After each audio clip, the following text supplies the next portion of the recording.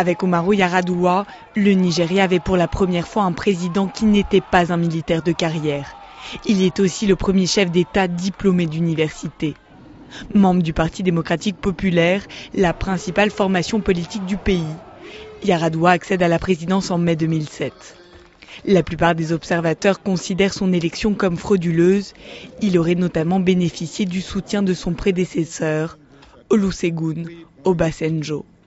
Ce musulman, ancien gouverneur de l'État de Katsina pendant 8 ans, engage des réformes en matière de lutte contre la corruption et dans le secteur pétrolier. Sa plus belle réussite, c'est la trêve de 3 mois qu'il conclut en 2009 avec les rebelles du mouvement pour l'émancipation du delta du Niger. Mais le processus de paix est aujourd'hui au point mort, car cet ancien professeur de chimie, père de 9 enfants, brille surtout par son absence. En novembre 2009, il quitte le pays pour se faire soigner en Arabie Saoudite d'une maladie cardiaque. Âgé de 58 ans, Yar'Adua souffrait déjà de problèmes rénaux depuis des années. Son retour au pays en février est entouré par le mystère. Yar'Adua ne fait aucune apparition publique. Ni la présidence, ni le gouvernement ne donnent la moindre précision sur son état de santé. Depuis février, Yar'Adua n'exerçait plus ses fonctions.